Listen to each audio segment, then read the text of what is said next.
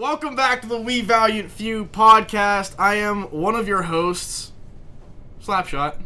Crossfire's here. Raptor. Hi, I'm Blackbeard. And Ontor's back. Yeah, we have a special guest, Ontor. Was featured in season 1 sometime yonder ago. It was like episode I think two it was. or I think three. the third and It was fourth the- podcast, or Yeah. third Yeah, it and was fourth 3 or amendments, 4, right? yeah. I just want to know, Ontor, how was your op on retrieving Raptor? Oh, it was tough, man. You know how our grandparents always said they had to walk uphill both ways to get to school and basically fight a war? Yeah. That literally happened. Well, he's pretty unscathed, so you're quite the warrior. Oh, thanks. Yeah, Thanks, to Blackbeard. any of our listeners that like to listen to podcasts out of order like some sort of psychopath, last episode, Raptor was MIA, and we hired Ontor as a private contractor to go retrieve him, and he did a fairly good job, I'd say. Raptor, Got him back unscathed. Yeah, how are you feeling today, Raptor? I don't even know what's going on. You guys feel? Oh boy. Ever since that day. And back to our regularly scheduled program. Since last week Raptor was MIA, we're getting caught up. Last week we did some current events. This week we have some more current events, and also we're going to continue with our preparation for being prepared. Excellent. Yeah. Excellent. I think doing the current event segment at the beginning of the podcast is just a good tie to what's going on. You know, I mean, we can take whatever we talk about and talk about in any order, but I think it helps tie things into what's going on and why it's important. You know, Current events are just fun to talk about. I wouldn't say fun. Well, not fun. Definitely not always fun. Not always fun, but good to talk about. And there's a lot of podcasts out there that just kind of revert. Or just ignore like actual current events or anything really. I mean, the stuff that they actually talk about may be pertinent, but they don't really talk about.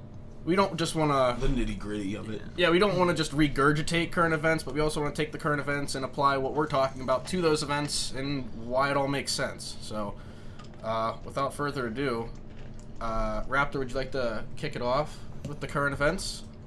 Well, Joe Biden, Mr. President Joe Biden is now your president. How does that make everyone feel? Cue the Russian national anthem. Well, baseball. he is our president now. I respect the whole fact that, he is the president, but... Respect the rank. Yeah, respect the rank, I not respect the man. title, Yeah. not the person. Yeah. That's just my personal opinion. I don't Want him to do a particularly good like the job. guy or his administration right now, but, Who that's just how it knows? goes. Maybe he won't bend to the mob. Yeah. Oh, no. All we can really hope for with him is that we want him to do a good job because we don't want to see our nation fail. And he's off to a Right. great We don't start. wanna Yes, see our he is nation. off to a great start. And We'll we'll get get into with that. We'll get into that. Yeah, soon. we'll get into that. We don't want to see our nation fail even more. Yes. Yeah, I hope for the best, prepare for the worst. Yeah. Am I proud of how he got to his current title? I don't know, because that's still very up in the air as how questionably ethical he might have gotten there. For we legal don't know. reasons. Break I out your can't say. tinfoil caps, boys. I actually, I watched the whole inauguration while I was at work, and I actually liked his speech that he gave. How believable it is. The realistic part of me didn't believe a single bit of it, but I actually did like what he had to say about how we should all come together as Americans and unify. But of course, that's going to be harder than what anyone can really make it out to be. I actually did like what he said, but it's not very believable. I mean, it's sentiment. Anyone Yeah. can say a nice sentiment. Yeah. Actions speak louder than words. So- Yeah. Always. So do you know what? This is a good side thing here. So a con artist. Do you know what con? Do you know what con of stands course. for? What's Oh, con of course. stand for? Well, con artists are tricksters. Yeah, but do you know what the con is a shorthand for? Confidence. Confidence. So a con artist is somebody who's really good at inspiring confidence in others and then taking advantage of that. I'll just leave that on the Yeah. table. I don't know Yeah. if I believe that to be him. Yeah. Like I said, I like the I mean, he's a speech. face I don't believe what he said. for a movement or for an ideology. He is nothing more than a face. I get that. Like, he's a figurehead. And, God, we're going down this rabbit hole. Yeah. God, Yeah, we all can right. talk about this all day. But Trump was too. Yeah. Yeah. Yeah. In a different way, though. In a total different way, Because- but he was still a figurehead for a movement. Yeah. I agree. Or populace is the, I think, word we're looking for. Populist would be the word I would use, yes. Yes, sir. But there's different types of populists, too. Yeah. Because, like, AOC's a populist. Yes, she is. So is Bernie Sanders. You know, crazy guy. He's crazy here. He's a populist. Mm-hmm. I don't agree with him, but they are. Shall we elaborate on his executive orders? Oh, the Yeah, we 17 can- executive orders that were signed yesterday. Get moved I'd into like to that. hear more about those because I like to fall behind in my current events. I like to get it from you guys. We can start right off with the canceling of the Keystone Pipeline project. Yeah. Yeah, and That now- for sure is happening. Yeah, or and has. now Yes. Canada's suing Yes. us. Yeah. What? Really? Yeah, Yes. because they were part of it. Yes. Yeah, but, well, there was That contracts. pipeline goes Yeah. through Canada, and it's Midwestern was giving United jobs. States, right? Yeah, it was Yes. giving jobs to Canadians and Americans. Mhm. But that makes sense. You know, if it goes So to their country, foreign they have to have people to diplomacy maintain is it. doing very well right now. Mm-hmm. Oh, I mean, Canada isn't anything to be super happy about because Trudeau is basically a freaking tyrant dictator. But Well played, sir. regardless, This is definitely a good website. Look at that man there. Working hard at work. Yeah, let's see if I can pull up. did he do a mask mandate? No, he's no. So his mask mandate is for federal institutions. Yeah. You know that for a fact? He Yes. basically memed everyone in the He basically put into place a rule that's basically already there. Yeah, well, it basically. So we're just going down through order here on the website. Yeah, so he put in the national mask mandate on federal grounds because it even says right here would likely fall to a legal challenge. That's because I mean, if you go back to our 10th Amendment one, it's not possible to do that because the federal government only has jurisdiction on federal property. That's kind of like the same idea why Trump just couldn't call in the National Guard to go into Portland because he didn't have jurisdiction It was over them. only the Only federal on the buildings, federal yeah. building because that was federally owned. Right. That's why the probably the governor would have to call it in. I think would be the most. I think that's the right step, right? But so that's why it has to be done on federal grounds. Immigration. Let's see here. Deferred action for childhood arrivals. He went through this thing. Basically, it's going to create a path to citizenship for a bunch of immigrants. I heard like 1 million, roughly. Mm-hmm. So Oh my lord. yeah, that's kind of a couple. It also does.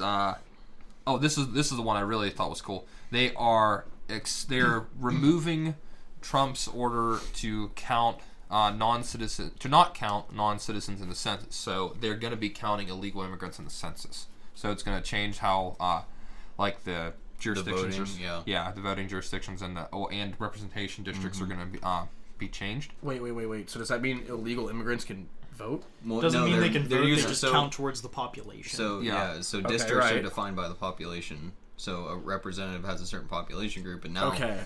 that can very much change lines and basically just give more of a majority. Oh, to, it 100% will change lines, for sure. Totally. Okay, I get it now. I So got it. he also ended the Muslim ban, which it's not.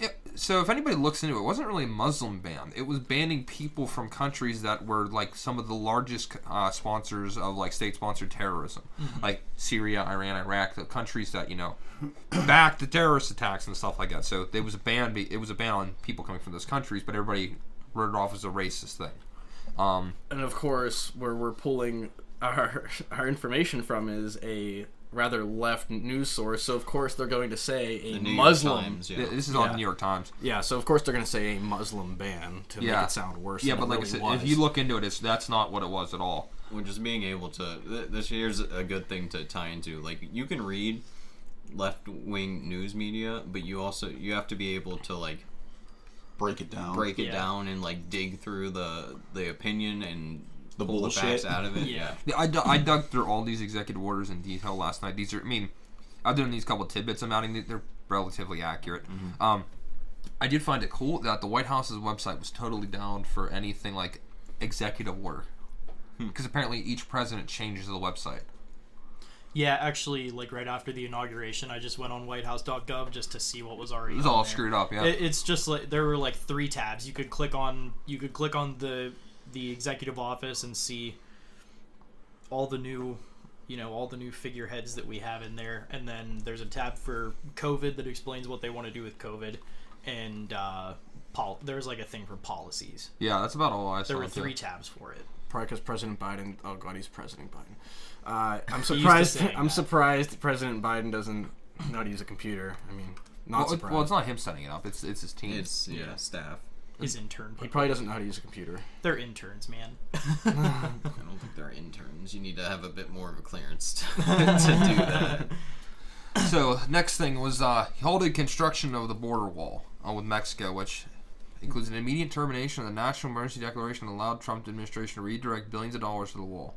So I just love that we can spend $3 trillion on a stimulus where there's hundreds of millions of dollars going overseas, and we can't spend $5 billion on a border wall. Let's also talk about the fact that the inauguration had more troops in D.C. than were present during the Civil War. Yeah, 25,000. I heard that's a low estimate actually. I heard it could be anywhere up to 60,000. And not only that, Holy we hell. kind of spit in the face of the military by the stupid the vetting stuff. The vetting stuff, yeah. Yeah, they're like, oh well, we see that part of it was primarily used for military bases, so that's a bad thing. Yeah, because most military men are white men, basically, is the thing. So they're a threat. But that's a whole great thing about unity, you know? Yeah, so the whole border wall thing actually really makes me question the legality of that.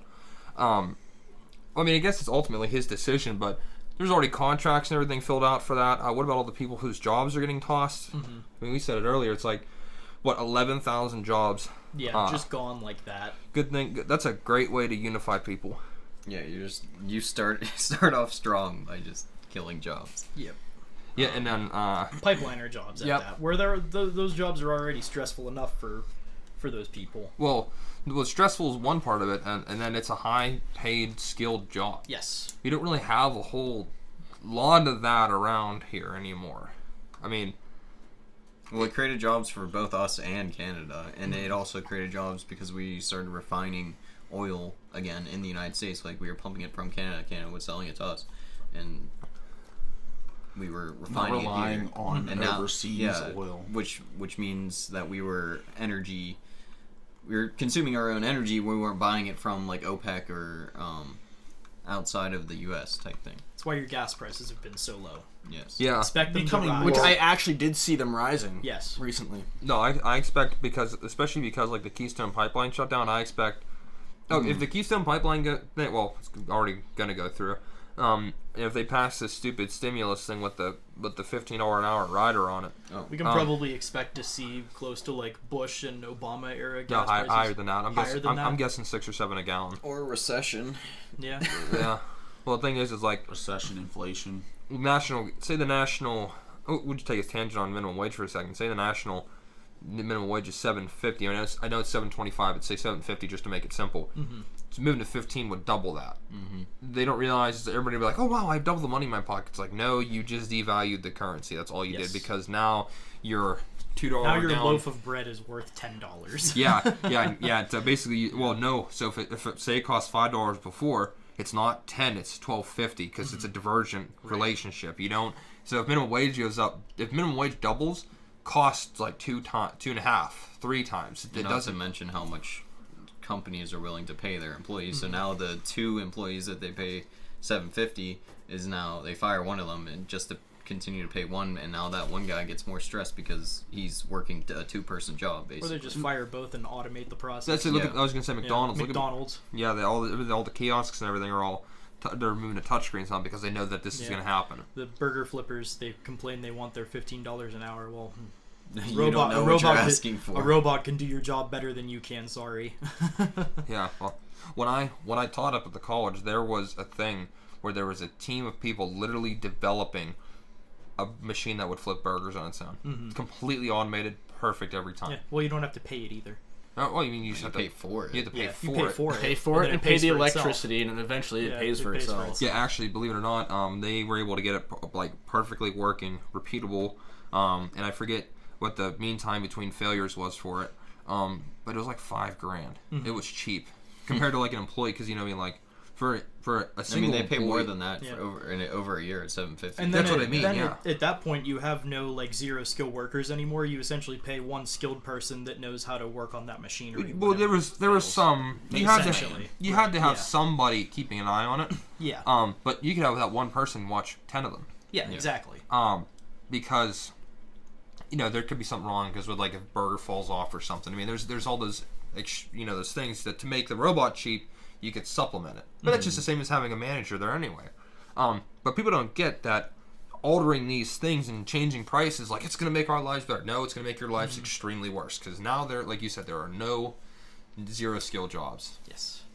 If this actually happens, I guess we'll see. I mean, I think you're right. I think that's probably what's going to happen if minimum wage doesn't get risen. I mean, you're going to see people losing jobs. You're going to see it's going to be harder to get jobs. Yeah, because it's simple. If you raise the minimum wage, that's more money employers have to pay to their employees. Therefore, they can only pay so many employees. Well, the costs come from the product, or the costs are taken from the employees. What it costs to make the product, and they're fed into the product. Because, like, the typical thing that an industry does is either a 3 or 4 times markup on something, because that covers for the employee. Whatever you pay the employee, there's roughly a 50% of what that employee costs. So say they make $10 an hour, you have another $5 an hour on top of them, roughly in administrative costs. So that's matching their Social Security, all the payroll tax, everything on top of that. And I can't remember if that factors in the actual administrative cost to actually run an employee, like somebody managing the books for them, someone managing all the payroll and whatnot. So it's another 50% on top of that employee, plus the materials cost of everything, which goes up as a result of other employees costing so much, and then all that's just forwarded onto the product because they have to have some profit for the end user. And the management and CEOs and stuff like that are not going to be like, oh well, $15 an hour. I guess I'll just cut my cut down and just get the rest out. It's not going to happen. They don't care about the bottom guy. So, I mean, that's a hell of a Especially rant. the big corporations. Congratulations, you played yourself. Yes. Yeah, so it's going to make everything worse for everybody. And now the pipeline on top of it's going to make gasoline worse. It's going to, like I said, and not to mention, how many jobs were at the pipeline? 7,000, something like that? 7, I don't know the number. The total pipeline jobs, I think it was closer to 11,000. Yeah. Is that 11 just for the pipeline? Okay, then how many people were on the border wall that are gone? I never read anything about the border wall, so I'm not informed on that subject. So just take a rough guess. I mean, 15,000 people total, at least. Right. I would say that's a. I mean, it's just a total. I mean, that's just a rough guess. That's a lot of jobs. A lot of high-paying jobs. It's a lot of, and indirectly, that's a lot of families. Because you think about that, almost every one of those pipeliners probably has a family back home. So you factor in... you affect one man, you effectively... Yeah, basically take those 11,000 jobs and multiply it by 4. Yeah.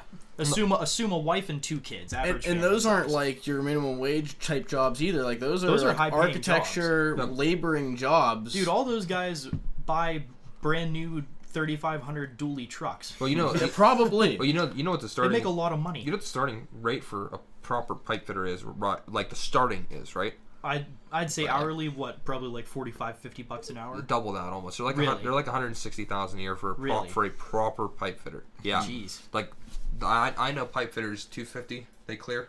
Like they're really. I mean, it's a skilled job that doesn't really exist that much. My cousin, he works out in one of the offshore rigs, and he probably makes crazy money. He makes stupid money. Yeah, that's cool. There's hazard pay and everything built into that. Oh yeah, and then you think about also with all the oil, petroleum-based products that we make. So that's another side effect. Think like this. Like this is petroleum-based. Yeah, the whole bottom of this is petroleum-based. The place I used to work at, we used to make valve inserts, government parts, all out of polyurethane. So that entire industry is going to plummet. Well, think about like just the stuff that I do. That's all. Yeah. Byproducts from petroleum. The whole thing is. I mean, at the end of the day, all of this is just to appease his base. Oh, of course it is. But it's like, well, let's take the top end of things out. Let's just pander to the bottom. That's not good. And that was, I mean, we're talking. How long was he in office when he started signing these? 3 hours. Yeah, this is that day. Already screwing stuff up, This is that day. Yep. So, yeah, that was yesterday. Yes, that was yesterday. This is your president-elect. We've got not 4 more years president. of this, folks. Okay, let's see what else he did on climate. Getting back to the executive orders. Paris Yeah, so we're back in the Accords. Paris Climate Accords. Al Gore. That's good. Good thing we're going to be moving away from planet warming fossil fuels like coal, oil, and natural gas. So I can speak really particularly to the subject because I've published research papers on renewable energy, and I would love if we could be fully renewable. Everyone would. Yeah, no everyone problem. would. Absolutely. No problem with that at all. But being realistic, It doesn't happen. No, it's not sustainable. Not at all. At least not with the ones Not with that the are, current yeah, infrastructure like that we have. Solar or wind, none of that stuff's great to supplement some power, sure, but it's not. You can't run a whole You grid. can't can't on it. rely on Yeah. that as a Thank whole. Yeah, well, see, the problem is that, like, We're on the same page. Yes. wind and solar outputs are not consistent. They're like Yeah. if you look at it, it's like spikes, like jagged lines throughout the day. And if we look at like the consumption of like the United States, for instance, I mean it's pretty different around the world, depending on country, of course. But the United States, it's like a sine wave. You get the peak in the morning, peak in the evening. So people waking up in the morning, getting ready for work and going to work, and then you have a peak in the evening when everybody comes home, turns on all their heaters, turns on all the lights, turns their stoves on, TVs, etc. And then you have a lull during the day, and then it's down at night. Every year, like that, constantly, all throughout the year, it just kind of goes up and down depending on, like, up in the winter, up in the summer, because heaters and air conditioners. Pretty consistent.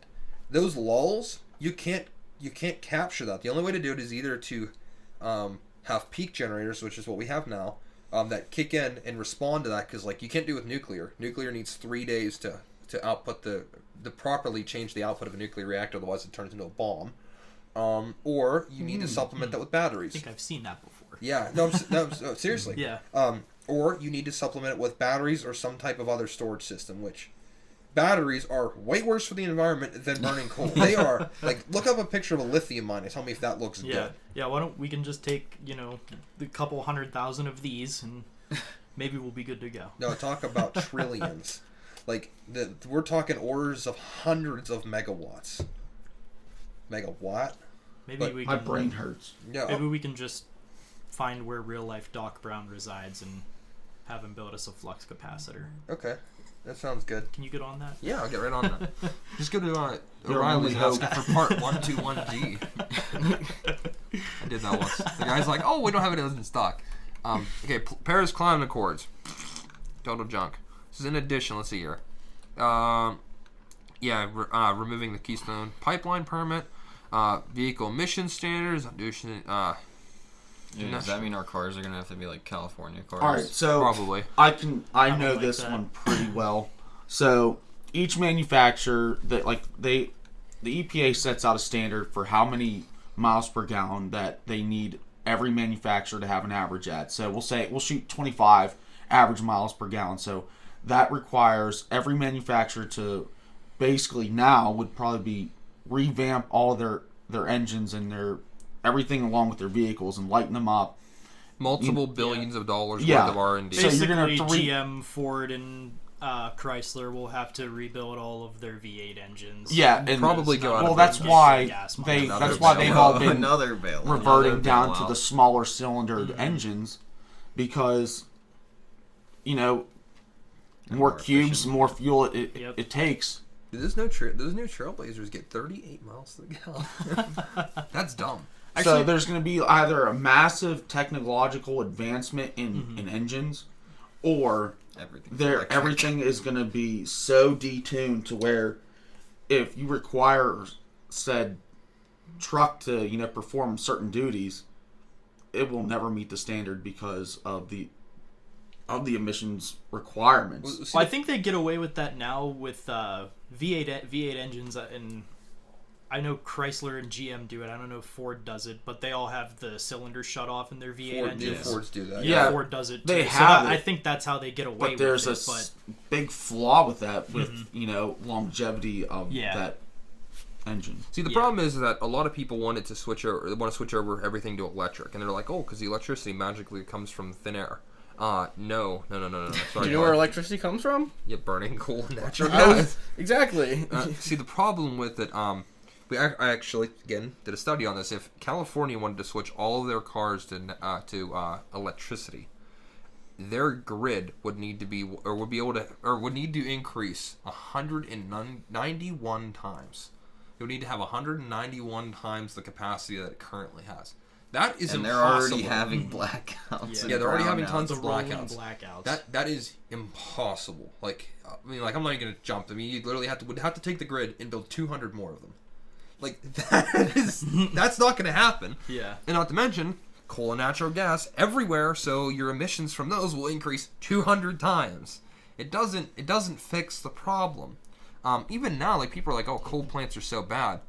They're really not. They put scrubbers on the stacks to get rid of 90% of all the bad shit that comes out of them. It's like a catalytic converter. It is. It's exactly. Well, that's in your exactly car. what it is. Like, if you ever look at a coal plant, there's a weird box on top. That's what it is.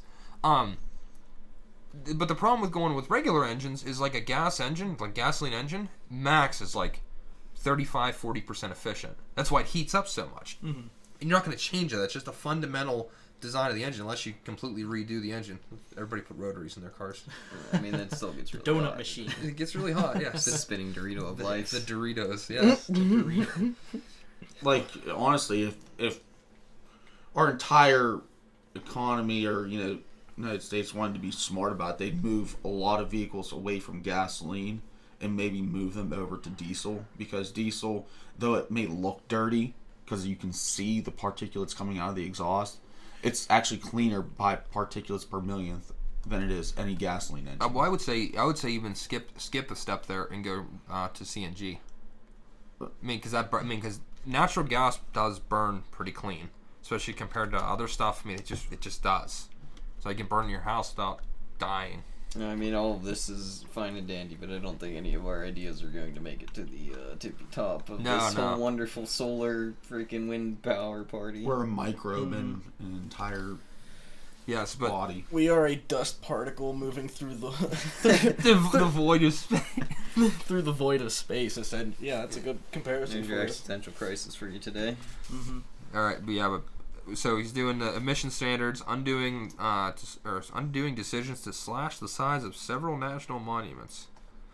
Whatever. Okay, I didn't see that one. Whatever. I've never heard of that before. Enforcing a temporary moratorium. Thank you. Moratorium on oil and gas leases in the Arctic National Wildlife Ranges. So again, cutting more fuel stuff down. Oh boy, racial and LGBT equality. Just read this word for word. Let's please. see. Mr. Biden will end the Trump administration's 1776 commission, which released a report on Monday that historians said distorted the role of slavery in the United States, among other history. Mr. Biden also revoked Mr. Trump's executive order limiting the ability of federal judges or federal agencies, contractors, and other institutions to hold diversity and inclusion training. So we're spending more money. Yeah. So if you're doing your job, we're spending time sitting and training on diversity and stuff that really shouldn't matter to anyone, because who gives a shit if you're a race, gender, color, whatever. It means nothing to the job that you do. Oh, so he said he designated Susan Rice. Susan Rice was... Hold on. Was she was Obama administration, wasn't she? I'll be honest, I don't know. I don't know. She's the National Security Advisor. She's the one who caused Crossfire Hurricane. What's that? The one that was the investigation into Trump. Oh. Because she was with Obama. Remember the last days of Obama's administration White House meetings that were all quiet? It was her. So she's back. She's now the Director of Domestic Policy Council for Joe Biden. Wonderful. That's interesting. Love it. It's honestly his whole council is like a freaking. It's like a It's woke like the brigade. Avengers of evil people. The In all honesty. D-Vengers. Yeah, so The D-Venger. That's a good one. the D-Vengers. So yeah, but they were talking about getting rid of the 1776 Commission, which I don't agree with. The distorted slavery. I mean, if they're considering like reporting the truth about it is distorting, which I believe that's probably what's going on here. The 1776 Commission was supposed to like teach American values in schools again. Yes. Of course, they're getting rid of that. No, that's illegal. Yeah, you're not allowed to That's learn about bad. American bad. exceptionalism is bad. See, yeah, so you gotta. You cannot learn America's faults You and can't- learn from it. Yeah, like something. I mean, I just want to throw this in there. Something that Dan Crenshaw said in his book is we can look at all the bad things that have happened in America. We can talk about the freaking the internment camps. We can talk about slavery. We can talk about all of that. But those are times that we have fell short of the idea of America. Just because those things happen doesn't mean the idea of America is any less. We are all trying to pursue this stuff, and everyone fails, and at those points, those were failures. But that doesn't mean that the whole thing is a failure, and we can still work to pursue these goals in a better way. It's not America is evil, and we need to, like, apologize to everyone and all that. No. We learn from our mistakes, and we get better because of it. I always said That's how you establish growth. Yeah, is by failure. Exactly, and if you're gonna hide your mistakes instead of owning up to them, and actually like learning from them, if you hide your mistakes, that's bad. Yeah, that's really bad. Otherwise you end up. That's how you get the Holocaust. I was just gonna say that's how you end up with Where did all the Jewish citizens in the ghettos go? Oh, don't worry about it.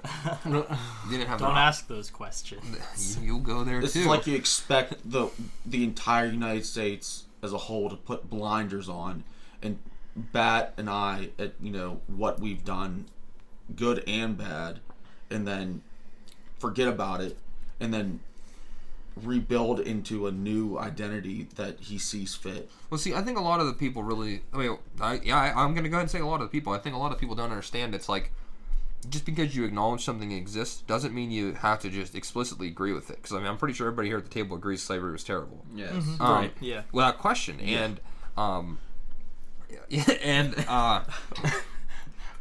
Seriously, though, it's like everybody can agree it's bad, but that doesn't mean that we don't want to hear about it and don't want to understand it so that it doesn't happen again. Yeah. All right, so we all know about it. So like generations behind us say like we ever have children. You have to teach your children this, or else they ain't gonna know any better. If you don't teach your kids that slavery's freaking bad, then they ain't gonna know any better, and then they're just gonna walk around and say, "Oh, I heard this," and whatever, and then start blasting out some obscenities, and then whenever you smack them upside the mouth for yelling said whatever, you become the bad. You're that's a double whammy. You can't discipline your kids even whenever they're being a shithead. So you lose twice. That's how it be, That just goes to the old, I guess you call it an axiom. It's like, those who fail to learn from history are doomed to repeat it. And I think we're seeing that right now. We are absolutely seeing it. Oh, yeah. We are repeating history multiple times over.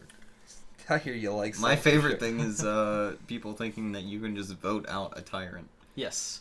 We did it! We toppled a dictator by voting them out! The entire Middle East and, communist regimes in East Asia, they would like to have a word with you. Yeah. For thinking something so stupid. Yeah. Do you know what happens those people are you're legitimately stupid to think something like that. You know what happens if you raise your opinion in those communist nations? Yeah, you get taken behind the barn and you get shot. You go to the forever camp and then you get put in a forever box. You get drug. Welcome to the gulag. Yeah. You get drug into the recycling bin. Yes. Just ask North Korea about it. Yeah. What camps do you speak of? I saw a report, and I don't know if this was true, but if it was, it's either a really horrible joke or it's true. So the maximum number of people in North Korea that had COVID were one at a time. Wait.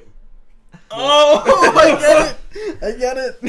I saw that somewhere. I'm like, that may be true. But I mean, that was dark. It was dark, yeah. But this is like we're sitting here joking about this, but it's real. All right, still executive orders. There are 17 of them. Economy, extended federal moratorium. Excuse me, can't read on evictions. And all this other stuff prolong foreclosures. It's extending basically like rent and. This one says until the end of March. I saw September. I'm not sure. Yeah, I saw September. That's in your next paragraph there. Okay, maybe it looks like something about student loans. Oh yeah, maybe student loans is until September. Okay, maybe it's just that then. Don't hold me to that. But you're pushing your student loans back to September. And people are like, oh, this is great doing all this stuff, but there's two sides of this. Sure, the people who don't have the money to pay for it can still live in their houses. What about the people that own the property? Yes, landlords have been totally screwed this past year. Oh wait, hold up. Scroll right with that last sentence there on that last paragraph there. Cancel up to $50,000 of student debt. Yeah, Democrats have pushed Mr. Biden to go further and cancel student debt. Up to $50,000 in student debt per person. Yeah, and that's this has to be like I imagine this is only for federal student aid. Yeah, I'm guessing it would have to be. Because for example, I don't know about you guys, but like I have X amount of money in federal student aid that I have to pay off, and then the rest of my tuition is through a private student loan. I was entirely on academic scholarship. Must be nice. When I was in college, I was working 100 hours. I was between school and work. I was 100 hours a week, and I got extra scholarships, and I worked my ass off to pay for everything. So I graduated with nothing. Oh, okay. That's cool. So, but I have been taking advantage of the no student loan interest over the past year, though. I've paid off a good chunk. I get not having interest. Yeah. If they want to cut no the interest is fine, but like don't cancel my debt. Yeah, well, like you ain't gonna learn, responsibility. I already work hard enough and pay it every month. Like I've like.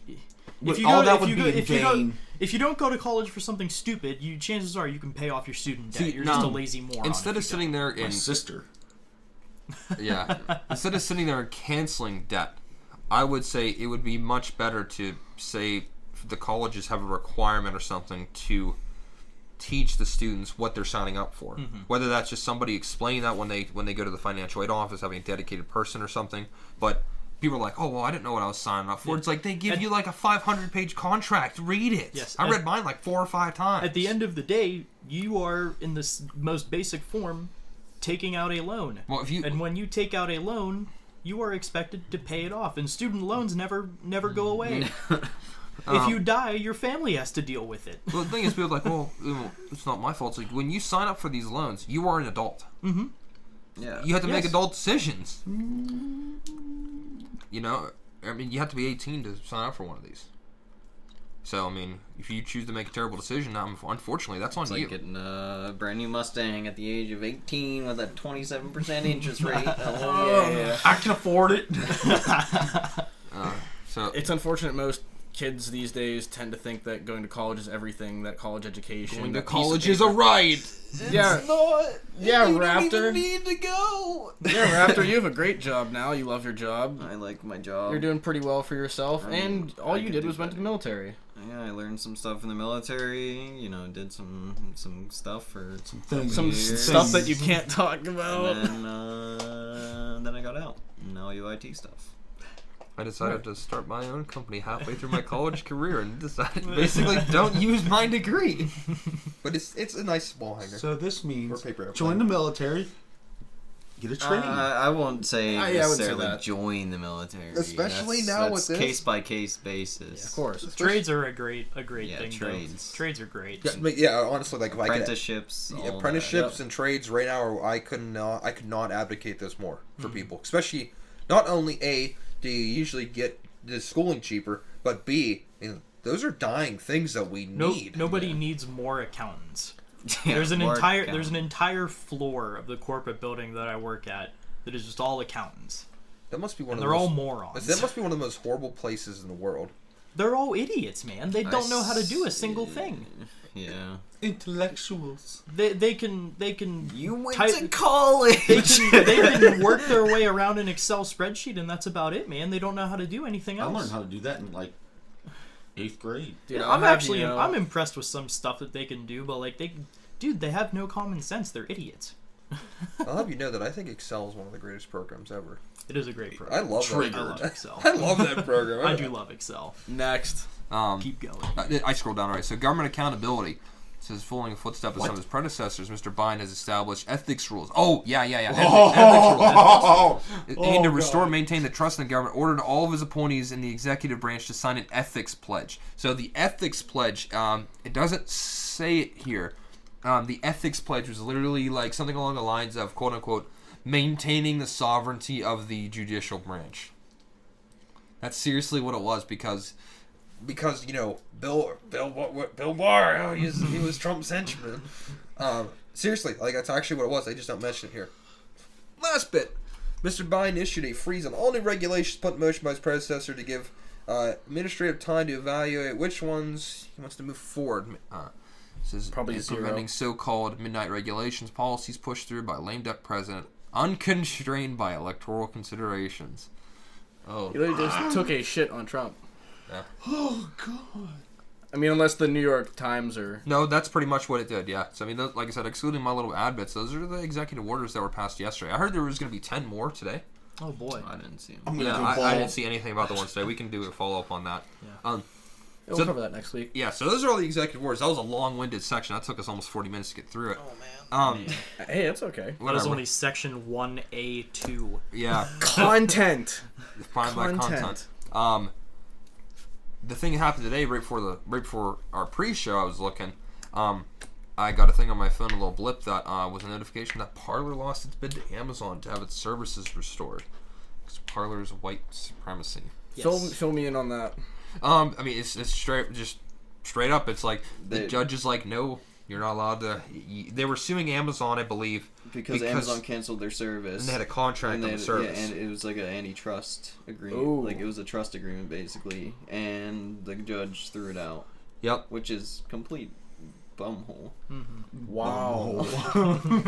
Yeah. That is Because very they were antitrust, saying yeah. like we talked about it on Wikipedia on the Wikipedia page with saying that they're anti-Semitic or whatever, and yep. they're like claiming that Parler is all of these like evil hate groups or whatever. That's where they're going. So we were It's really just a bunch of people that got zucked off of Facebook. Yeah. for And did it, speaking and their they mind. changed it. They Yeah, changed so it we were- shortly after. we were looking at that. Last week we were live. We were looking at Parler, and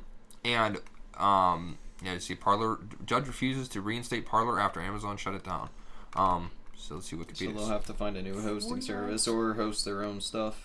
So yeah, like last week we... Oh, they put it back. They put Oh, it back. what the heck? All right, so last week we looked at Parler's Wikipedia page, and they had a part of a series in anti-Semitism with a Star of David that says Jude in it that the Jews got in the concentration camps, and Well, they're A couple- saying that they're saying Parler is anti-Semitic. yeah, it's which- related to that. But here's my thing.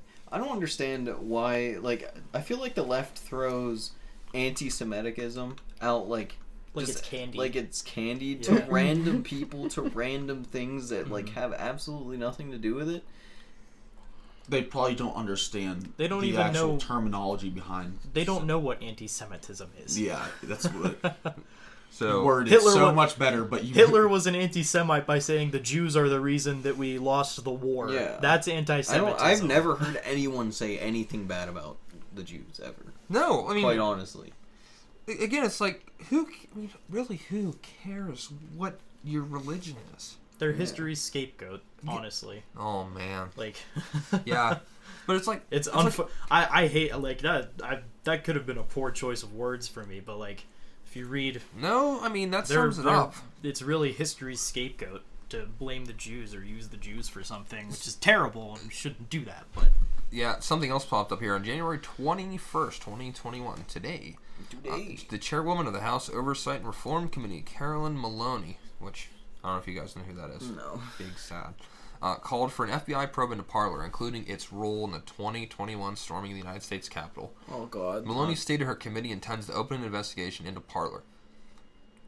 So basically, it's a social media platform that people utilized to like form groups, and because Facebook banned them for like anecdotal or like stuff that doesn't even matter, and they got banned, so they're using a different app. And now, because all of these people have found like basically a refugee camp in this other social media app, now they're going after them because these people can't have a safe place to talk. You see we it. can't monitor them. You see it in culture all the time, or you just look at like Twitter or Facebook, and you talk to someone who is left leaning.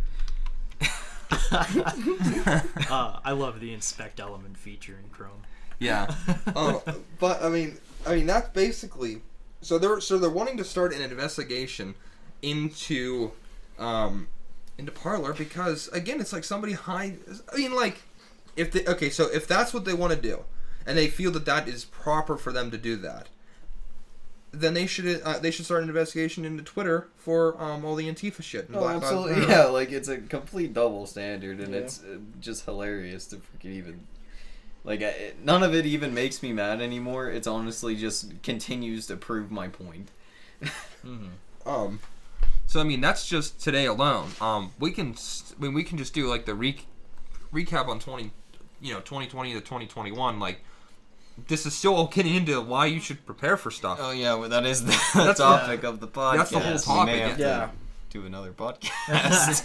But just a real brief 2021 recap. Culture war. Describe it in one word, or one phrase. Culture war. We've had this big escalating culture war for the last year. Well, Yeah. the culture war has been going on since like at least the 60s, Oh, of if course. not before. Yeah, but it's really escalated. It's I mean, toned down and It's come to the point where it's blatant and in your face. Like, it's been going on under the scenes. Like, you can talk about it the early 2000s whenever everyone started talking about political correctness and stuff, and then it's slowly like come up, and now it's like in your face, and now they're telling, like, they're basically, people are telling you that the things that are wrong are the things that are right, which is Captain America said it best. not okay. Like, we're living in a dystopia. Yes. We're close to it. That's why. I see. But That yeah, state. yeah. I mean that's that. And all that comes to a head with the called the Capitol protest again, for lack of better words, and then immediately after, social media blackout. That's like the big thing. Everybody's like, because everybody before was like, no, it doesn't affect me. I don't care. It doesn't affect me. I don't care. Boomer. It doesn't affect Yes. me. Oh, Yes. why is my Facebook gone? Is that? Oh, we had this question last time. Do you consider yourself woken up to this? Do you consider yourself based? Yes, I will explain What made you? I will explain what flipped the switch in my head to make me become based, if you will. Nice. So I was having a friendly conversation with a few people that I work with, and also this is not their direct opinion, but how they look at things. They're basically okay with essentially being told to show your papers that you have a COVID vaccine to go places. And so when I said that's not okay, that infringes upon your constitutional rights, they said, well, we're so far advanced from the colonial days that, like, that really doesn't even matter anymore. And I'm like, Excuse me, what? I'm like, excuse me? I'm like, so you're just basically okay with when you want to go to a Pirates game, they go, show me your papers, So show now me we your have- COVID card. You're okay with that. Even That's- on top that's- of that. Welcome. So Like, we have no Germany. limiting principles. Yes. So all the limiting principles that are set up in the Constitution to limit the power of government, Yeah. to give power to the people, and stuff like that, none of that matters. To which is I what they're saying. immediately basically go back to my desk and my head is about to explode and I'm like, Raptor, buddy, there's the switch in my head, it flipped. Now, I understood everything that you guys were talking about before, but now I really how understand. long ago did this happen? This was like This this week. week. this was not that long This ago. was this week. This was Monday, actually, I believe. Okay, so to like, What a way to start your week. Right. so to give our And these guys I work with, I do like these guys that I work with. We have good conversations about things all the time. I don't like get hostile with them or anything, but it's something that opened my eyes. Well, can you sit back and reflect on it and be like, before it's like, wow, I should have paid more attention to this. Mm-hmm. So that's the transition I wanted to make and why I brought that up, because that was your wake up call. Yes. That was your We moment. literally talked about this last week. This is the example, because That's like where there's a generational divide there, because they're all like in their 30s, I'm in my mid 20s. Like, you start to kind of like, I'm sorry, Blackbeard. There's a lot of boomers that kind of like just go with the flow of like, all right, I'll just follow their lead. It's okay, Blackbeard, Sorry, you're not a Blackbeard. boomer. You're not a Yeah, boomer. you're not an being exception, looped- dude. Yeah, you're not being You're looped good. in with the rest You're of almost them. a boomer. You're not quite The stereotypical boomers where they're like, oh, I think you said it in a couple episodes. I go to work and I come home and I see the wife and kids and I drink my beer and watch the sports ball. And then I pretend that nothing happened. Float around. Oh, I get angry at the TV for a few hours and I go sleep and I go to work again. I got my koozie and my 12 gauge.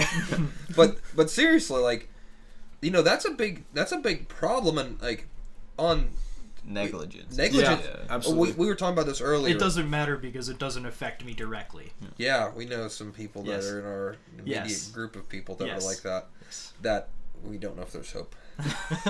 But so that's that. Like I said, that was your wake up call. That's what we're trying to get people to understand. Is like, you may not, you like think, oh, well, these people are cracked, they're crazy. It's like, no, not that's not at all. We're trying to get you to understand that like there's a lot of bad stuff happening, for lack of better words, and you need to pay attention to it. Yeah. I was actually having another conversation today with our CIO because he was at the building today and we were just making small talk. We were talking about what's going on, and I made the mention because we were on the subject of this. I was like, oh yeah, I'm in the process now of building a 3-day bug out kit, and he said, 5 years ago I would think you're crazy. And today, in this current climate, I totally understand. Well, that's Yeah. even what my dad said, because my dad has basically been kind of saying the same thing to his friends for a majority of his life, and his one friend messaged him the other day, and he was like, I always thought you were crazy a lot of the times whenever you talk about stuff, but everything that you said is coming true right now. All right, it goes I'm sure we've all been labeled some sort of crazy, crazy, some level of yeah, crazy. I was called- along I the was called an lines throughout the extremist. years. But now I was everybody's called an like, extremist. "Dude, what do I get? What do I do?" It's like it's like, like, have you oh, ever seen now the you're movie coming. Tremors? Burt Gummer, he's like, "I'm doing the best I can with what I got," and they're like, "Who they call whenever stuff's hitting the fan?" They call Burt Gummer, dude. So that we are the Burt Gummers Yeah. of today's age. Just as good. I will say, Ontor, I'm really glad you're here telling that story because for some of our listeners, you're just passing on that story of your wake up call. Mm-hmm. And for the longest time in our friend group over the past year, you kind of acknowledged what was going on, but didn't really think too much about it. Yeah. You And- passively acknowledge. Yes. Exactly. Yes. Exactly. But now I get what you guys were always talking about. I just didn't want to be involved with it. Well, because it was more. Now about, it's yeah. Well, it doesn't affect me. Exactly. So I don't worry about it. Thing. Yeah. Now you realize it's oh, this is right here, Yeah. right in front of me. Yes. Staring you right in the face. That's what I've been trying to say. It's It's right Hey. there in front of you. A lot of you are just so blind to see. It's wearing they can't camo. see it. they're Yes. afraid to see it. Yes. Is what it is. Yes. I know a lot of people Well, like it's that. just easier to ignore. Yes. And That's- why Ignore, why don't get worked acknowledge. up, or why do all this stuff whenever you could just simply ignore it? And I mean, goes away. it doesn't go away. It's like a college project, and you're Yes. It goes away. They're like, oh, this is due Procrastinating. at midnight. It goes away, or you go away. This is due at midnight, and it's 11:59. So there's your wake up call. Google made me to help you. Nice. What? That was nice. Big Brother, it's listening. That's on Do Not Disturb too. Might have to take that and send it outside. We're just gonna cut this bit right here and throw that in the bloopers tab No, for we'll just, later. I'll just leave it. Screw it. But Content. yeah. Seriously, that transitions to a wake up call, and what we're learning from that is, we're pretty much on our own. I mean, we may have support of local stuff, local people, we have the local police force, and stuff, and that might be it, because especially with the parlor stuff, we're seeing on a national or some cases state level, the courts and stuff don't have our back on this stuff, so we gotta, because they're all corrupted. I mean, I'm fairly certain that the courts are pretty corrupt. Because Yeah. I mean, you look at the thing that was brought up with Parler specifically. Pretty clear It's cut just case. so basically, they had a contract. Amazon violated the contract for anecdotal reasons at best, and Parler sues them, and then somehow Parler loses. It makes zero sense to me. Where's there's no justice there. Yeah, honestly.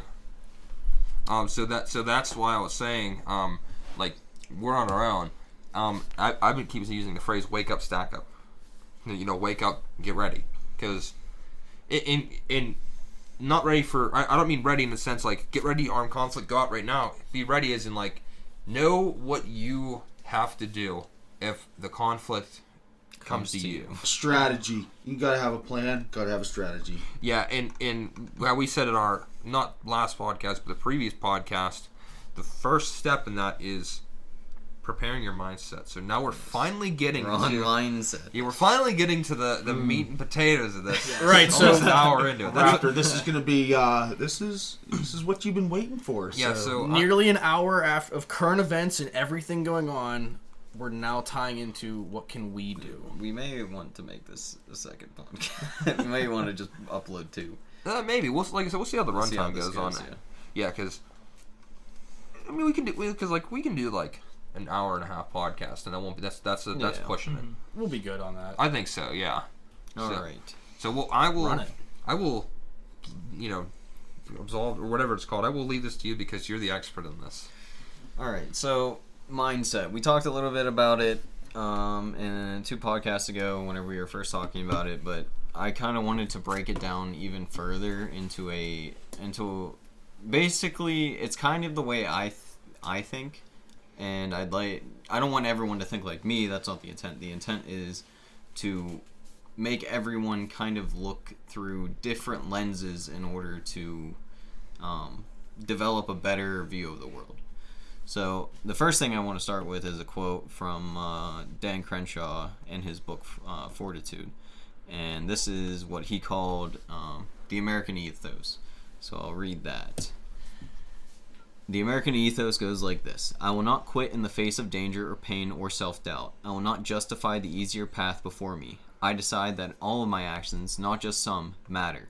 Every small task is a contribution towards a higher purpose. Every day is taken with a sense of duty to be better than I was yesterday. Even in the smallest ways, I seek out hardship. I do not run from pain, but embrace it, because I derive strength from my suffering.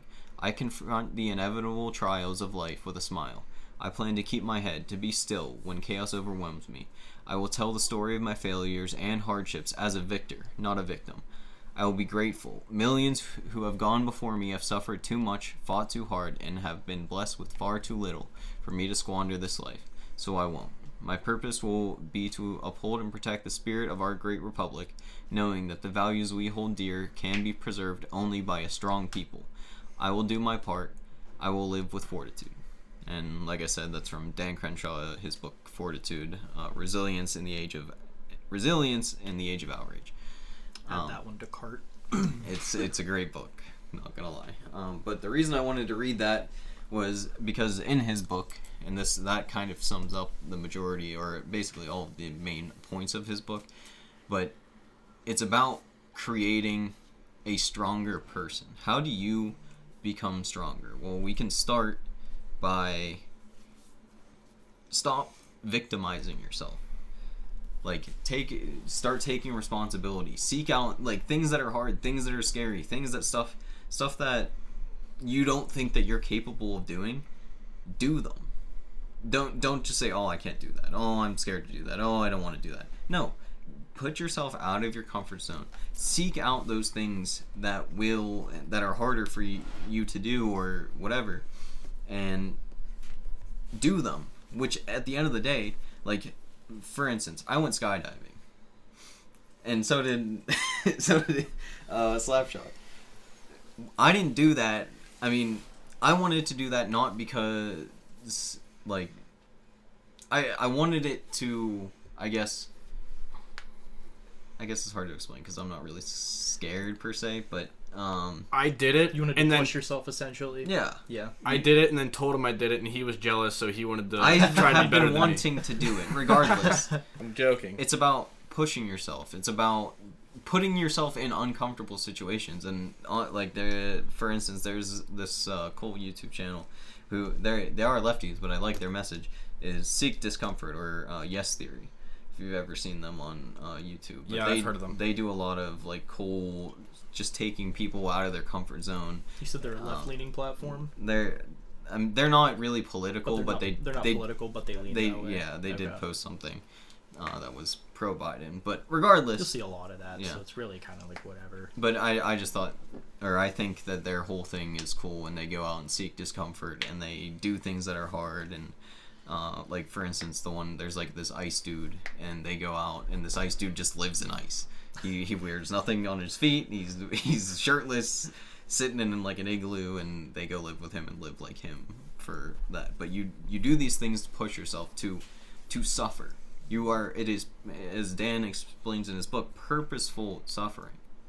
Whenever you join the military and go to basic training, or you go, like in his instance with SEAL team stuff, is you are suffering in those like basic training environments or whatever for a purpose. What is that purpose? To make you a stronger individual. And I think a lot of that, like, people nowadays are just like pushing away suffering, or they're trying to hide. They're complacent with how they are living now, and I feel like if you don't go outside that comfort zone, then you don't know what discomfort is, and if you don't know what discomfort is, then you're constantly not growing. Yeah. And you're never going to be exactly what you can't Raptor said. You'll never be able to handle it. You'll never be a better person if you don't push yourself. Well, you don't know if you don't know it. Unless you walk through life, you can't walk through life on eggshells, because then you'll never, unless you crack one, you're never going to know what it's like to deal with it. It also gives you perspective. I think that's the most important part there. And that's huge, because, for instance, I have a friend who lived in Iraq, and I'm not going to go into his story, but his struggle story going up through life is the absolute pinnacle of struggle. And this dude is the nicest, the most down to earth dude that I have ever freaking met, and I love him to freaking death. He's a great dude, but this guy has suffered much more than anyone that I have ever met in my entire life. I totally believe that, growing up in a country such as Iraq, going through modern day war. Yeah, I couldn't imagine that, really. Constantly. I mean, can you at least touch on maybe one thing that he told you? He may actually listen to this, and I don't know how much. Yeah, I don't know how much. I get it. That's fair. Yeah. He was a cool dude to talk to. Yeah. From a first world perspective, something that a lot of us might be able to relate to. I think we should all maybe talk about something that you looked fear in the face and got over it. Maybe one of my examples is I had a core requirement to fulfill with my university. It was my religion requirement. I didn't want to take a religion class, so for whatever reason, public speaking was a class that would fulfill that core requirement. So I'm just like, well, I'm afraid of public speaking. That was literally my only fear, and I'm iffy with needles, but besides the point, I'm just like, I'm going to take a public speaking class. So literally did it in front of a giant hall of 250 students, including myself, and I had to public speak 3 times during the course of the semester. And I thought public speaking in high school was hard. No, holy hell, that 250 kids in a college hall, that's hard. So public speaking was tough for me too, because that was a required class where I went. Yeah, and what? I hated public speaking. But yeah, so did I. And after you go through that class, you get more comfortable with it, because you learn who those people are. But now I could also go in front of a room of 15 to 20 people. I can only do it to small groups at this point, but I could confidently go up to the front of a room and start something like teach. IT or yeah, something. I could teach a class, or I could just start talking about a subject. No problem whatsoever. See, I think that was it. Public speaking course I think was probably it for me, because you guys have known me for a long time. Remember, I used to be super introverted, not talk to people and stuff, and then just one day, I literally, like you said, you look in the face, and I just got tired of it. I'm like, this is stupid. Why am I like this? So I started teaching classes. It was college by that point, so I started teaching classes, and then we started to get into the business stuff and whatnot, and talking with, it came down to it, it's we're sitting there and talking to people, and it's oh, hey, how's it going? And it's yeah, this guy here is the guy that's in charge of the entire school and this whole region full of stuff. You're oh, is he really? And then you start meeting people from Congress, and then you start meeting people that are oh, yeah, that guy's hand you just shook there, he's worth $50 million, and it's holy crap, you start getting these really important people, and like you said, you just get used to it. I'm good with big groups. I can talk in front of 500 people. The most recent presentation I did for my company was in front of a room with at least 500 people, probably over $200 million worth of people there, and just talk to them. They're there to listen to you. So at the end of the day, At the end of the day, they're listening to you. They're there to listen to what you have to talk to. So you Yeah. may as well just But start I talking. figured, like, I was at the point of almost even doing TED and stuff, Mm-hmm. like actual legitimate TEDx talks. Like, that's pretty crazy, to go from being an introvert and not talking in front of 5 people and starting to get uncomfortable with it to that. So, like, that's a big step. I still the see point myself is as like, very I could've- introverted at the end of the day too. I could have turtled and just took a Catholicism class in my school and just accepted it, learned about it, and just got the requirement out of the way. But no, I saw public speaking on the list. I'm just like, you know what? I'm going to get over this fear. I pushed myself out of my comfort zone to force myself to get over it. Because I knew at the end of the day, I wasn't going to be dead. And that's literally exactly what I thought. Whenever I was signing up for that class, I'm just like, what is the absolute worst thing that could happen? I stutter a little bit in front of some people I You don't know. make yourself look like a goon. Some people basically. might get a chuckle here or there. Okay. I mean, Yeah. it's not like no one like screws up when they're Yeah. speaking, right? Well, that's a win for you both ways. Honestly, I think if you take a little bit of lightheartedness into the entire situation, like at least with public speaking, it's a win because that just allows you to crawl out of your shell a little bit. Like it's okay. Right, and it's a great leadership skill to have. And on top of that, I was conquering somewhat of a fear that I had before, because I pushed myself out of my comfort zone. Well, like you said, the comic relief, that is 100% one of the best tricks to public speaking. You go up, you crack a small joke. Yeah. Oh, it just lets everyone just wind up immediately. It breaks the ice. Everybody winds down, and everything is easy from that. So, like when I go up and talk, especially if there's big crowds of people, you crack a joke, or you just make a funny statement or something that's just generic, and like don't go up and say something edgy. But you just crack a joke. Dead. Yeah, you crack a joke, and then you get the good crowd response, and then it just goes from there. That's Case in point, easy. Like Mine was like way more like, I don't know, personal, I guess if you want to put it into words like that. But like before I enlisted into the Army, I was kind of a fat kid. I weighed 215 pounds, and I didn't know what to do. I just knew that from a very young age, I was like, yep, I'm going to the Army, because my pap was in the Army. So I was like, I don't know what to do. And literally, I was so scared of like looking at myself in the mirror, because I knew like the road that I was about to embark on was going to be a hard one. Yeah, I knew it was going to be such an uphill battle for me just because of my physical performance. So literally, I decided one day, just out of nowhere, I'm just going to go for a run. And then I told myself that every day, just go for a run. I ran for 5 miles every day for like 3 months. And I dropped all the way down to 150 pounds. And then I went, and that was honestly the scariest thing, because I was like, oh, I'm just not good enough. I can't do that. Like, I'm not. Oh, yeah, I did that. You know what I mean? You're like, I'm gonna pass out. I'm gonna have a heart Well, attack. the way I Something looked at it tragic's gonna is happen. like, no matter how Yeah. hard I run or how hard I work, the way I'm never gonna drop this weight, and I'm never gonna be able to be the soldier I wanted to be. Well, I surpassed my expectations just because I took that leap of faith of my own personal self-conscious boundary. Yeah, I was like, just run, just do it. That you put up for yourself. No one else put them up there. You did. Yeah, and like I set goals. Like it was like at the early stages, it was really hard for me to run, because I mean I played soccer and everything, but that's sprinting. Yeah. Mm-hmm. This wasn't like long distance running, and literally the road I ran on, I had telephone poles. I would be like, all right, let's make this telephone pole. Yeah. All right, to the next telephone pole. And I did that. And small victories create large victories. And that's exactly what had happened. And after I came to a big realization of like, okay, I just completed a task that most people have like this extreme fear of. Or have never done in their Or life. have never done, have never tried. Never ran 5 miles. Dude. Yeah. And I was like, now I'm running my mile, or in 6:37. I was like, I'm actually doing really well. Yeah. And I was like, okay, well, now from this point on, anything I want to do, I'm just going to do it. Just jump right in. Mm-hmm. Like, That's, head first. That's the best advice I've always given to people is like when you go to do something, don't think, well, I might be able to do this. Just know that you can do it. Jump in. do Yeah, it. that's Like, literally yeah. what I do. I just Shut I don't up. think about I don't think Confident about in your I ability don't, to do.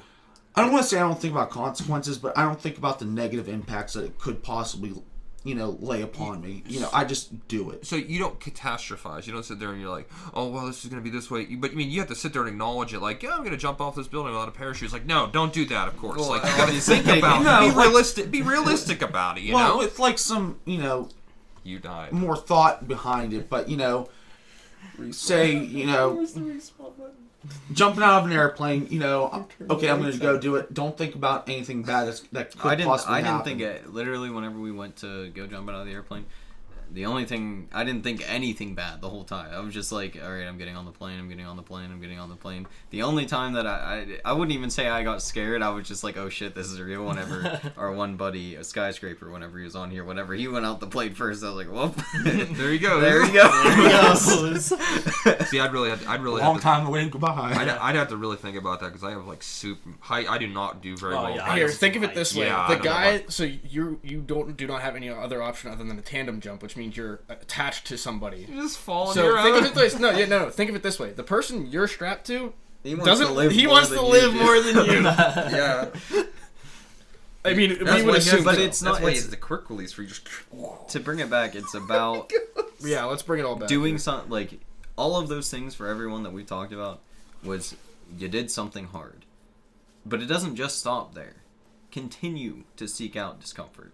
Seek out suffering. Continue to... It's strategic suffering for basically.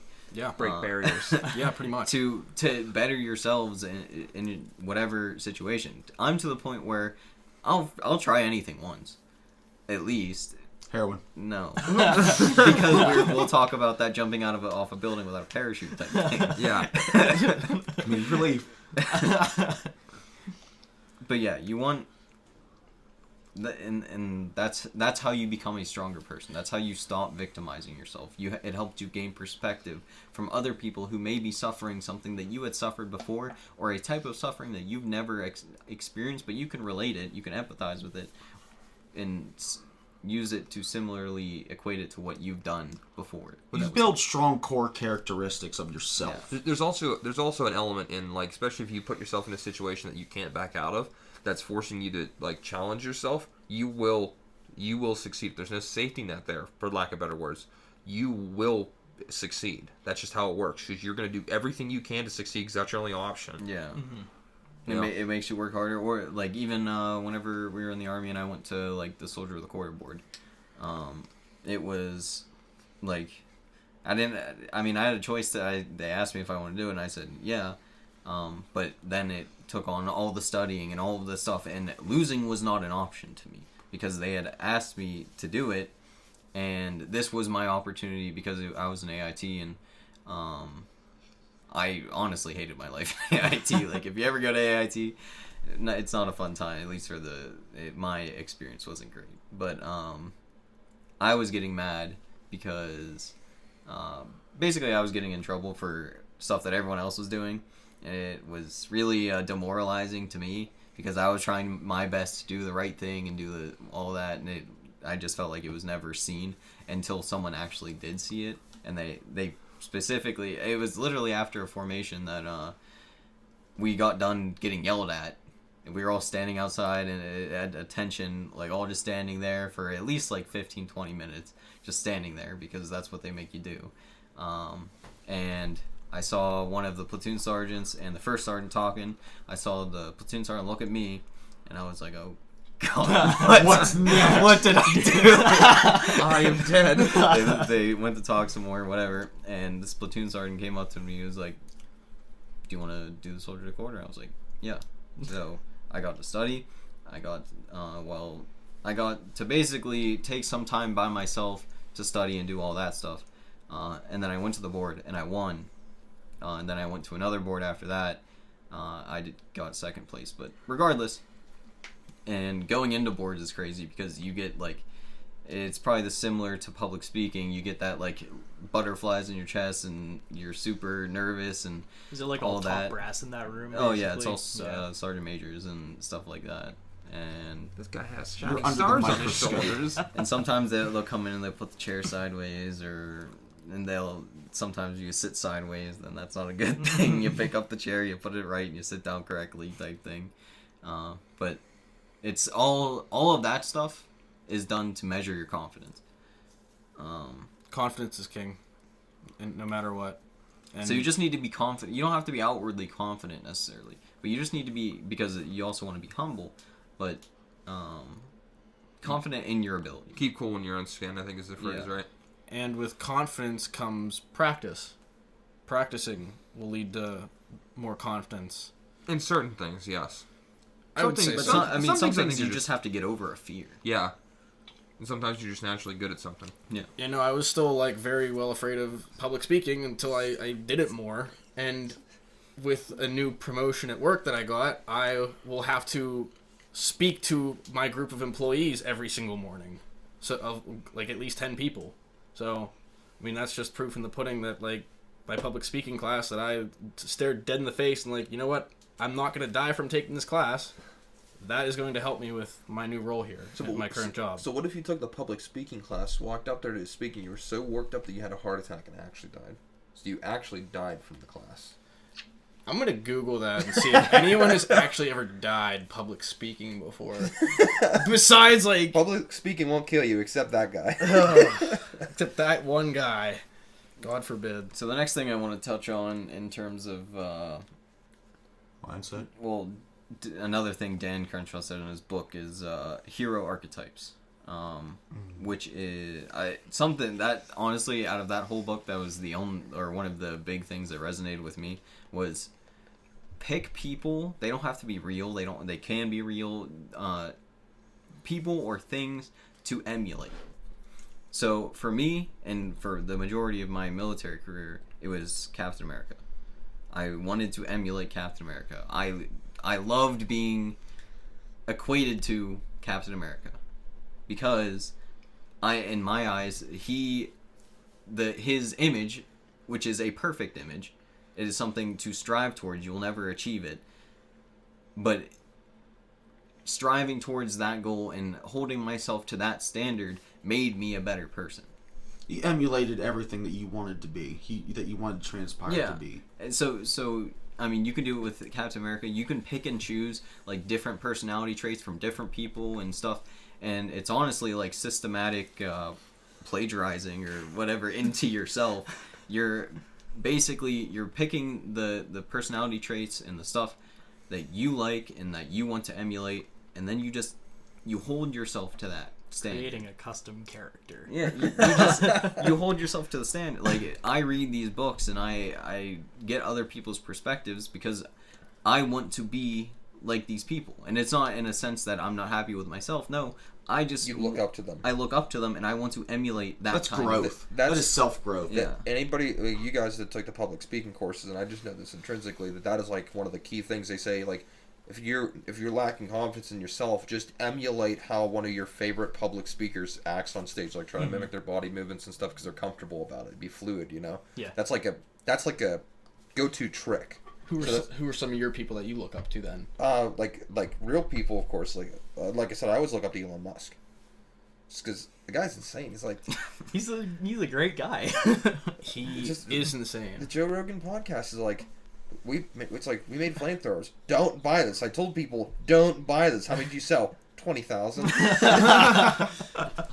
It's like there's nothing I could do. I told them not to buy this. But 5 minutes into the podcast is already off the rails.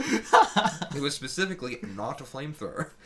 But seriously, like, you look up at people that You. flamethrowers are destructive devices. Oh well, he said he called it not a flamethrower because it was really hard to get past exports. But you look up to people that you really admire, is lack of a better word, and you try to emulate that because you obviously picked out characteristics of that person or people or whatever that you really desire or you really appreciate, and you try to emulate that so that you have those characteristics. Yeah. I think it's down to, like you said, that's your archetypes. Like, which is your archetype? Like you said, Captain America. That's a pretty damn good one. Is your archetype like nobility? Like you said, like intouchable perfectness of a person, or in your sense or mine, it's like mad science. Like I would love to have a giant laser cannon. But seriously, Well, I mean, not even just that, but Elon Musk is a great person to look up to because of how hard he's worked to get to where he is. How hard he still works, Yeah, you know? And he continues doesn't to care work. what people think about him. No.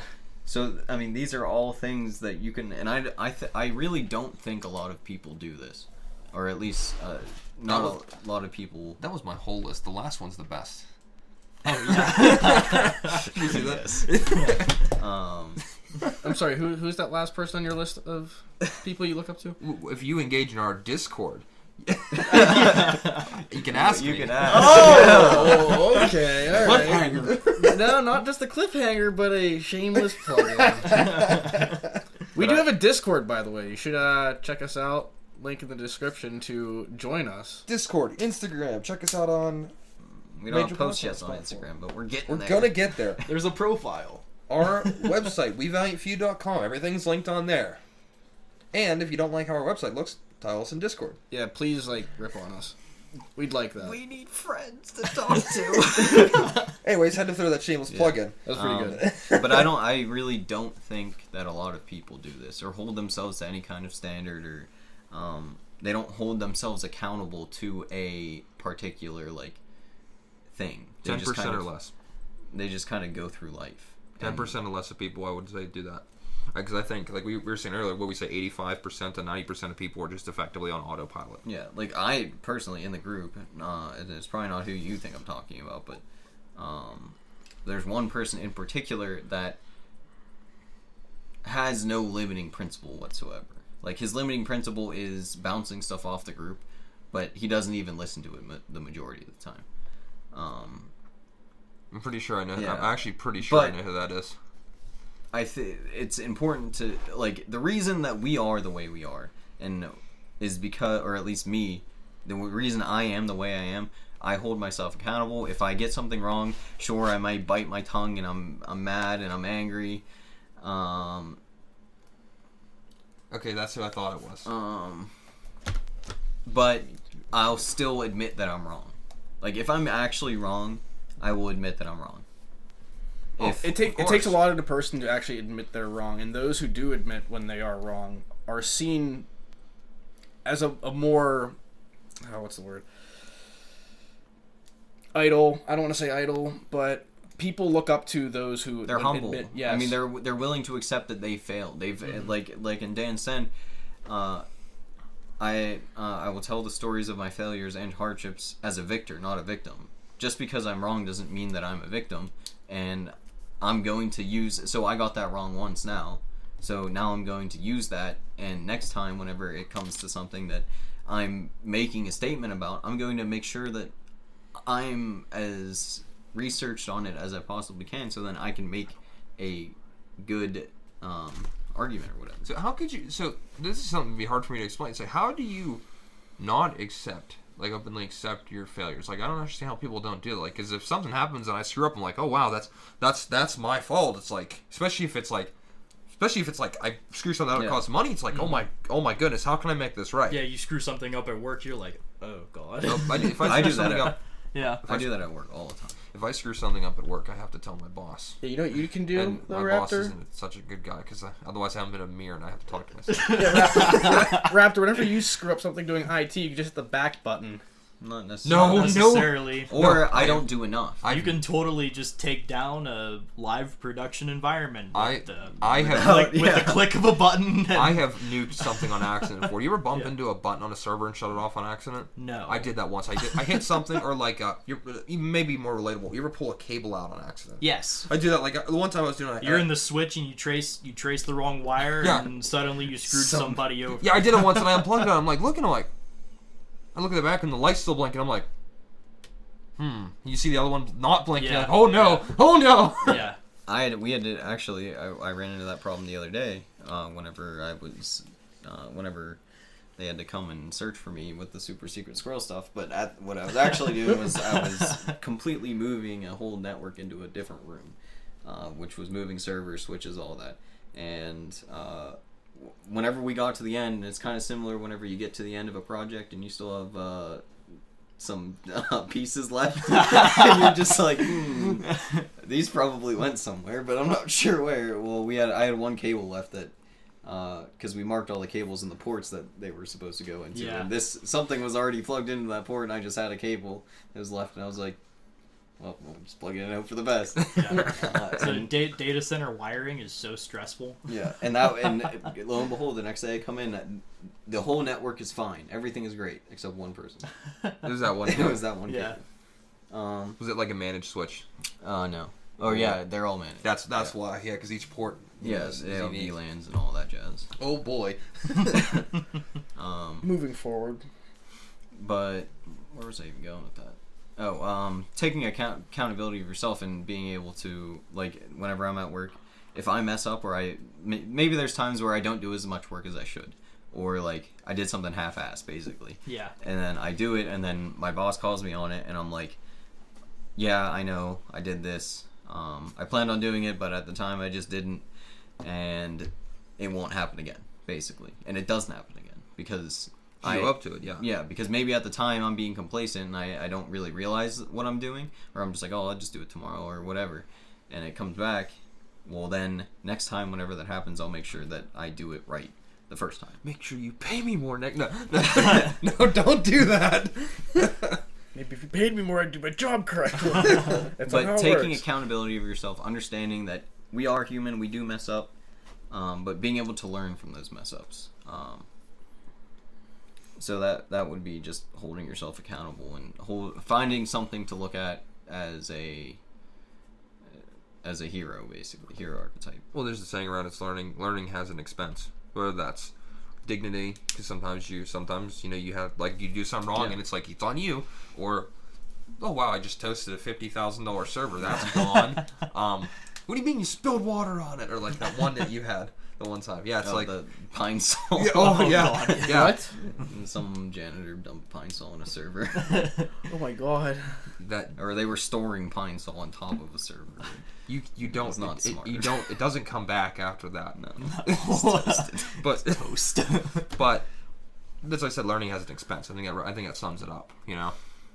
And So, then- where do you go with this then? Next, so that's like stuff to build you up basically as a person. And this is if you kind of want to take it a step further, because you can utilize all of this stuff that we just talked about to help other people, to lead other people. And that's where we talk about leadership principles. And some people say leaders are born, some people say they're bred. I think it's a mix of both. I think some people are just naturally good leaders. Me personally, I wasn't I don't think I was a naturally born leader. I think that basically, so in high school I was in JROTC, and through JROTC, and it took me a while to figure it out, but something that I learned that I really enjoyed was helping people, and helping people in a sense of like helping them achieve their own goals type thing, like pushing themselves. I wanted to help like push people, like, because I didn't have anyone really in the back of my head or someone like on the sideline screaming like, yeah, keep going, or like push yourself, all that. I never really had that, but I found that I really enjoyed doing that for other people. So in JRDC I found out that I wanted to be a leader. So the reason that I actually ended up joining the army, like a lot of people have, I wanted to serve my country, or I wanted to do this or that, or I did it for college or whatever. The reason I joined the military was because I wanted to be a leader. You wanted to enhance or increase your leadership ability. Yeah. Because like you said, I'm one of those people who thinks that you're either born a leader or you're not. Now, that doesn't necessarily mean that you immediately show your leadership characteristics, but I think, like, in your circumstance, and mine as well, I think that you're born with it and you have it, but you have to find it. Yeah. It's like a spark that you have to ignite. Yeah, I get that. Well, see, for me, and it's hard to explain, but, like, I can't say anything else other than, like, an epiphany. Like, it kind of happens. It happens to me a lot, actually. Like, that moment, that just, like you said, that spark, that click, and you're like, oh, that's how that works. Yeah. So, and that's just what I wanted to do. So that's my whole reason for even joining the military, was because I wanted to be a leader. And throughout my journey through the military, I've seen a lot of what makes a good leader, what makes a bad leader, at least to me. And then I can apply that to some of the other outside sources that I've like read, books, Jocko Willink, people like that. But so an example, or at least to me, what makes a good leader is somebody who is able to adjust their leadership style based on who they're leading. Oh, of course. That's like number one. You get to know the people that you're leading, and like you said, you adjust accordingly. There's something. I had a lot of leaders who thought there was only one way to lead, and that's be a dick. And nobody wants to be around that leader. No, that's a manager, eventually, not a leader. Yeah. Yeah. Eventually, I mean, it may work at first, like being scary and yelling at people and being a dick all the time, does not make you a leader. That just makes you a dick. And people will listen to you for a little bit, but eventually people will stop listening to you, people will stop respecting you, and you've spent all of your leadership capital as I don't know.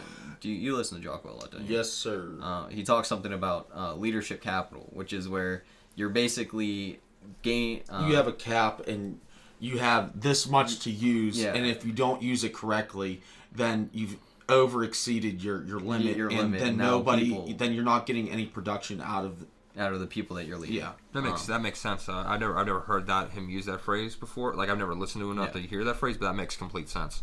So you basically spend all of your leadership capital outright, and now everyone just sees you as a dick manager, and nobody wants to talk to you. Another thing, so instead of doing that, we are adjusting our leadership styles to best facilitate growth within your subordinates. Meaning, so if we use the example of Blackbeard, he needs a leader that isn't going to yell at him, isn't going to treat him like a piece of crap. He responds better to positive reinforcement. So therefore, I'm going to adjust my leadership strategy to use positive reinforcement whenever he does something right, and if he does something wrong, instead of yelling at him, working it out with him, looking at what he did wrong and figuring out, and then we can like adjust that so now we don't have that problem anymore. My feelings.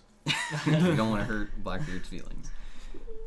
But that you have to basically, because everyone's a person.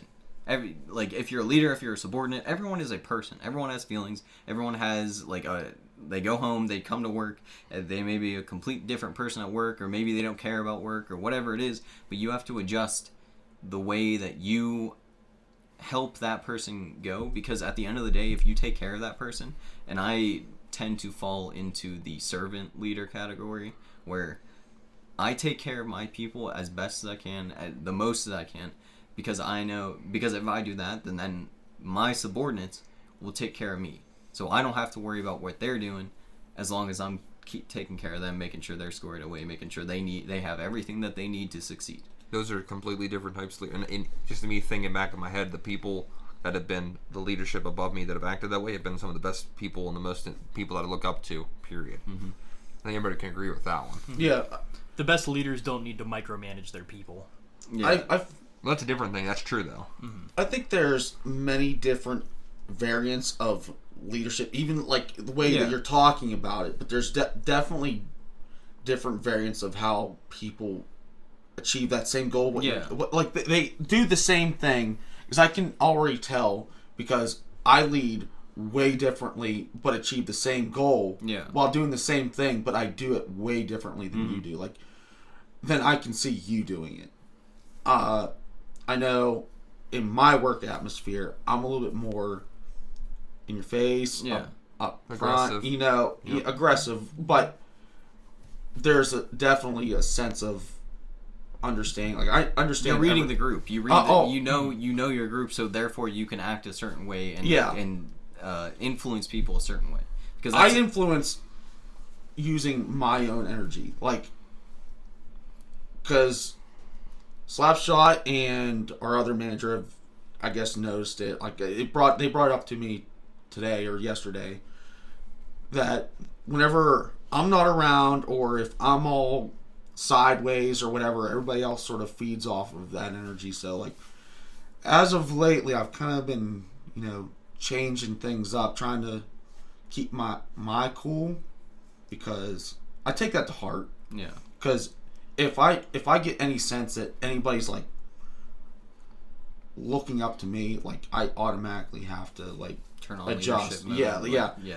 Because Leadership button gets switched yeah. on, and you're like, okay, these guys automatically are looking to me for something, so I have to emulate and be the best person there. Yeah. Well, you're a naturally high energy person, and you're pretty extroverted, so that's kind of what leads to that, because your energy builds off of other people's energy. Well, a lot of the time, extroverts end up being like de facto leaders. That in pretty much any circumstance I can think of, that's true. And I'll use. All right, you're gonna have to elaborate on that because big words. De facto meaning like default.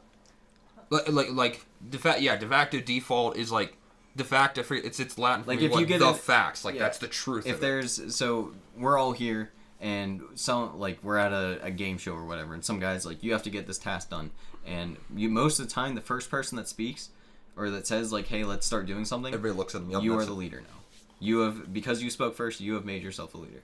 And at least in our group for a long time, I would say that there's one person in particular that was the leader because he was the most extroverted, like de facto cool, like type stuff that everyone wanted to emulate. So he was the leader. And then from there, like, I wouldn't say I'm the leader of the group, but there's definitely, like, I've found myself more into a role where I'm comfortable leading, and I seriously enjoy leading. With what Blackbeard said, he has a completely different way of leading, and you just kind of have to read the group and figure out how to do that. But some basic things that you should think about whenever you are leading. So you can utilize leadership principles as a way to also bolster yourself, to make you a better person, a stronger person, one that other people can potentially look up to. So how does this tie into your daily life? You can use the American ethos thing, the hero archetype. You can tie all of that into everything that you do every single day, whether that be doing the dishes at home, whether that be how you work and stuff like that. It can all be tied into that. Just how you go about living your life. If you live your life to a certain standard and try to emulate that standard, then I think that you will propel yourself forward in life. It should be pretty obvious how it applies. Because you sit there and you can think of all these different leadership scenarios and stuff that just like come up, and if it's not obvious how these apply, I mean, not saying that you have to be the person in that situation, but if it's not obvious how this affects people, then maybe you should wake up. Yeah. Refer to wake up section. Being someone of that kind of statue, I guess, like, I mean, that's like very radioactive and contagious for other people. Mm-hmm. So you live your life at a high standard. We'll say a high standard because I definitely hold myself to an extremely high standard. Yeah. And that'll radiate to other people, and they will want to achieve that same set of goals and do the same thing. And there's a mouse. And live like that. So you perceive yourself as a good leader, and other people see that. Eventually, at some point, they're gonna take initiative in their own life and even in their own actions, and start doing things not the way that you do it, but in a way that fulfills their needs of growth. Yeah, you're influencing them for the most part. And how does this apply to being prepared? Well, this is the stepping stone. This is the bottom pillar, the very lowest thing that needs to be completed before you start getting gear, before you start getting into all the nitty-gritty of like, oh, what scope should I put on my forehead? Whatever, all of that stuff. The first thing, you need to make sure that you are a strong person, at a minimum.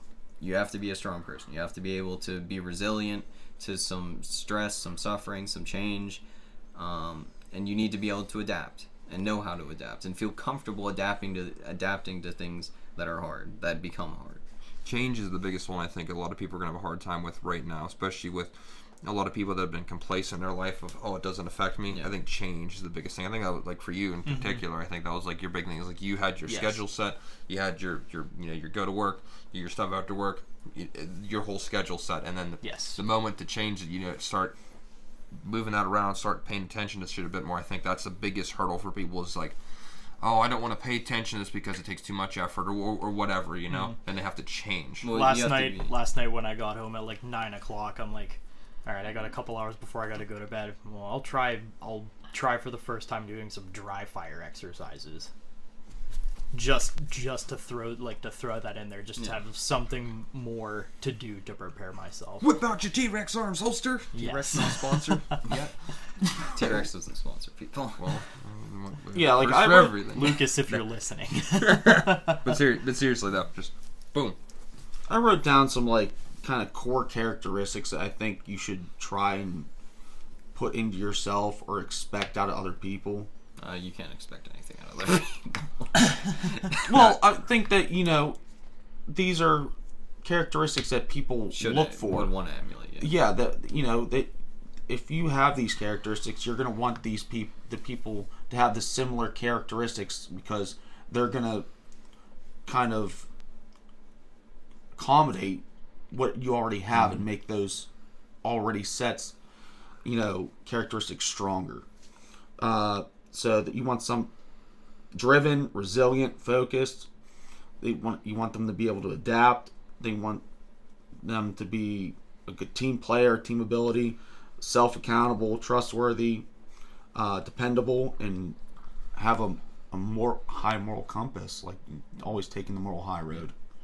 Like those are just some small characteristics that I want in myself and in other people. Yeah. I mean, that seems like that's pretty inclusive, the truth, so. So I think with that kind of ties everything together. Going forward, we can now talk about strategies and tactics and gear and helmets and all the stuff. Jazz. But at a baseline, this is probably the most important thing that you'll learn. And we can definitely talk more about this if you want to learn more about it. But tune into our Discord. Yeah, you can talk. Yeah, feel free to ask me any questions you want or stuff like that. But yeah, I think with that, we have a Discord. We also have YouTube. You can listen to this on any podcast platforms that you want. Yeah, we're on Apple Podcasts if you feel like using Apple. We have Spotify, Anchor FM. If you check our website, there's a little thing that I integrated into the website that pulls up our newest episode. You can listen to it right on the website. That's cool. Fancy. Isn't that cool? Yeah. That's cool. Alright, so we got that going for us as well. Also have an Instagram. Feel free to follow us. What do you want to see on that? Do you want to see gear? Do you want to see us posting whenever the podcasts are coming up? Like, what do you want to see? You can go to WeValiantFew.com. That'll actually give you the links to everything that we are a part of. And yeah, we can go from there. Do you guys have anything else to add?